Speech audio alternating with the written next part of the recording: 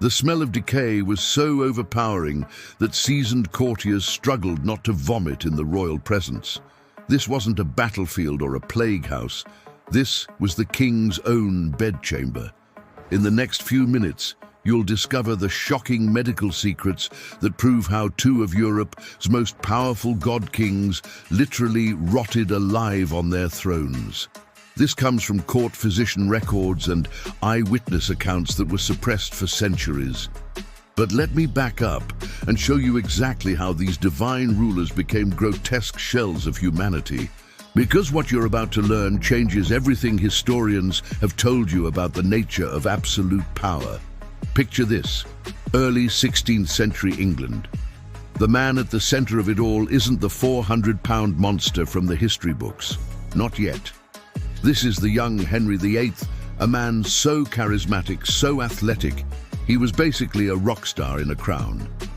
Standing over 6 feet tall, with a powerful build and a mane of auburn hair, an ambassador wrote that he was the most handsomest potentate I have ever set eyes on. He wasn't just a king, he was a champion. He wrote music, debated theology, and his real passion was the joust, a sport that was basically a medieval car crash on horseback. For Henry, this wasn't just a sport. It was proof of his divine right to rule, written in violence and physical dominance. But here's the thing most people don't realize about the Tudor court. It was a traveling circus of filth, with 1,000 people trailing the king from palace to palace and no real sanitation. The hallways would grow dark with grime. The whole court was in a constant race to outrun its own stink. In a world where they thought bad smells or miasmas carried disease, this was a serious problem.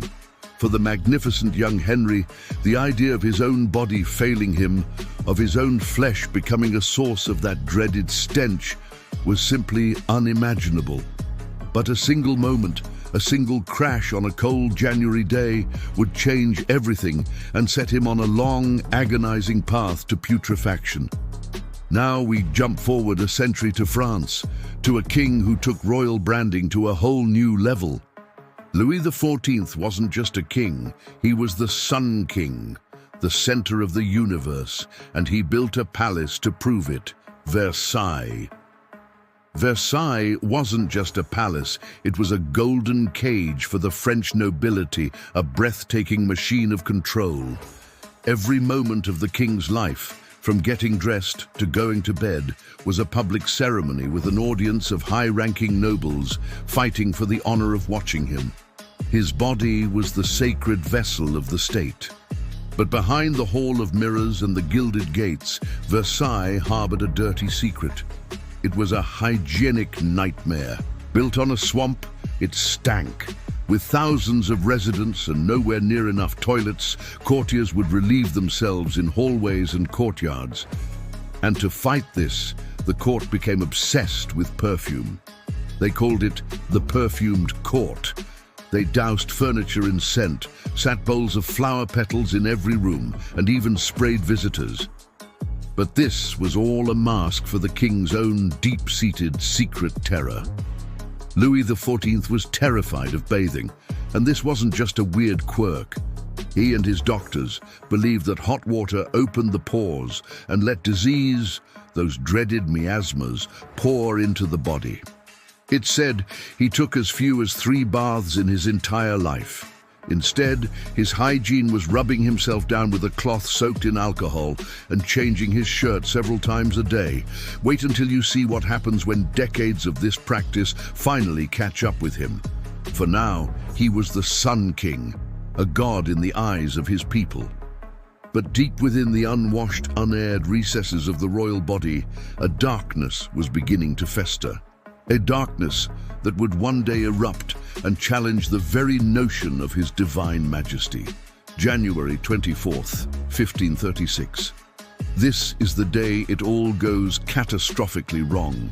Henry, now 44 and carrying some extra weight, crashes during a joust. And it's not a minor fall. He and his armored horse go down. The king is trapped under the crushing weight.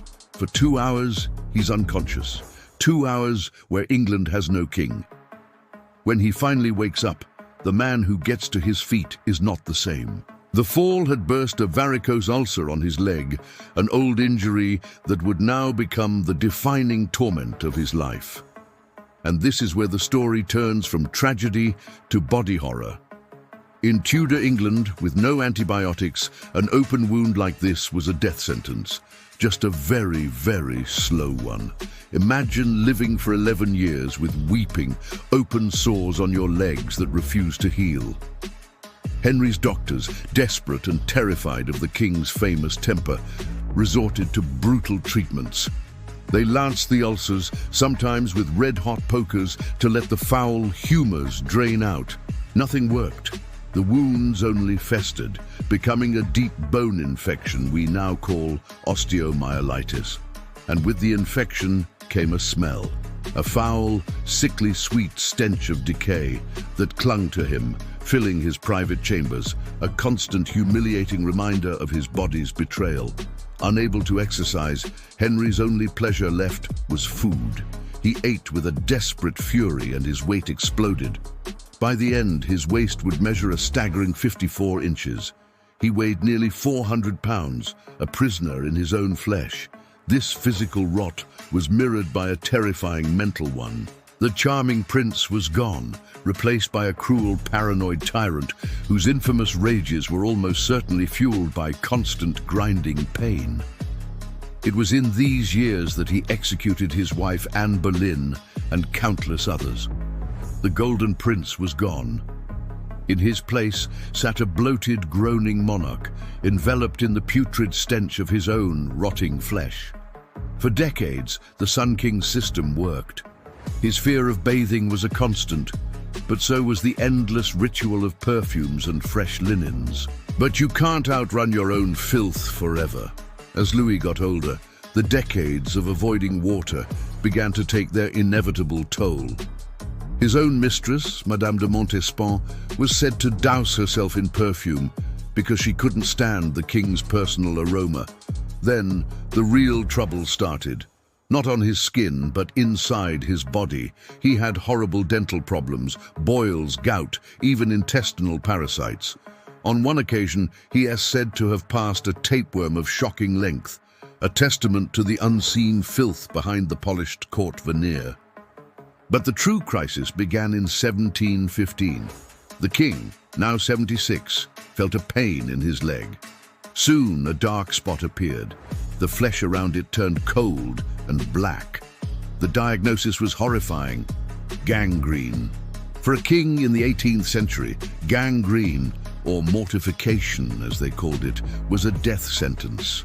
The only possible treatment was amputation, a brutal, agonizing procedure with no anesthetic that you'd likely die from anyway. His doctors were terrified. Who would dare suggest chopping off a piece of the Sun King's sacred body? So they did nothing, and with the rot came the smell. The signature, sickly sweet odor of gangrene began to pour out of the king's bedchamber. It was a stench so powerful, so foul, that it defeated every perfume in Versailles. The bowls of flowers, the burning incense, all useless. The perfumed court had finally been defeated by the stench of a perfumed king, who was now rotting alive. Let's just stop and picture the scene in these two palaces. First, in England. Henry is a mountain of flesh, a 400-pound man literally imprisoned in his rooms. He can't walk. His world is his bed and his chair. And from this world comes a smell that is a complex tapestry of decay. The main note is the foul stench of his leg ulcers. Think of meat left in the sun. This is the smell that greets any visitor. Servants burn incense and scatter herbs, but it doesn't cover the stench. It just creates a grotesque perfume of roses and rot. His attendants, the ones who had to change the perpetually soiled bandages on his legs, must have been holding back vomit every time they approached the royal presence. The King of England, a man who bent a nation to his will, was now a source of physical revulsion. Now, jump to Versailles, 150 years later. Here, the horror is almost worse because of the setting. The king's bedroom was the sacred center of the kingdom, and now it reeked like a slaughterhouse. The gangrene eating Louis's leg produced what they called the smell of mortification. It's the inescapable announcement that the body is decomposing while the person is still alive. Courtiers who built their entire lives on getting close to the king now found it unbearable. You can just picture them whispering in the hallways, their powdered wigs no defense against the foul air seeping from under the king's door. The irony is crushing. Louis, the king terrified of miasmas, had become the source of a pestilential cloud that no perfume could conquer.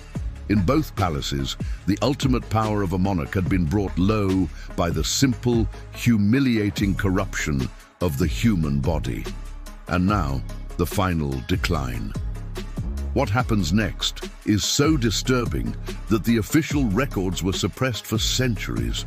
For Henry, the end came in January 1547. He was a 55-year-old wreck. The ulcers were a constant torment. His body was shutting down from fevers and organ failure. But the real horror began after he died. His death was kept secret for 3 days. His massive 400-pound corpse was just left in his chamber, where decomposition, already underway, went into overdrive. When the embalmers finally got to him, they found the internal decay was so advanced, the organs fell apart in their hands. They packed the body with sawdust and herbs and sealed it in a heavy lead coffin. Then came the funeral procession to Windsor. And here, the ultimate horror occurred. The pressure from the gases inside his decomposing corpse became too much. The lead coffin ruptured with a sound like a thunderclap, and putrid fluids began to leak out onto the chapel floor where it was resting overnight. According to a story that spread like wildfire, dogs later snuck in and were found licking the gruesome mess from the stones. The king who had torn his country apart had, in death, literally fallen apart himself. 168 years later, Louis XIV faced his own gruesome end. The gangrene crawled up his leg, and he died as he lived, in public, on September 1st, 1715. But his body was in such a state of decay that the embalming process was a nightmare. The stench was unbearable, and the procedure failed. The body was hastily sealed in a double coffin. During the funeral procession, witnesses reported hearing horrifying popping and gurgling sounds coming from inside the coffin, the ghastly symphony of a body liquefying under pressure. The body of the Sun King was so corrupted it couldn't even be preserved. So Henry VIII, the king who executed wives and terrorized a nation, died rotting from the inside out, his corpse so putrid it exploded in its coffin. The golden Renaissance prince ended his life as a 400-pound mass of infection and decay. And Louis XIV, the Sun King, who built Versailles as a monument to his own glory, ended his record-breaking reign not with a bang, but with a foul stench that no perfume could hide. Their stories are a visceral reminder that beneath the crowns and the claims of divine right, they were just men. Their power couldn't save them from pain, and their palaces couldn't contain the stench of their own mortal decay.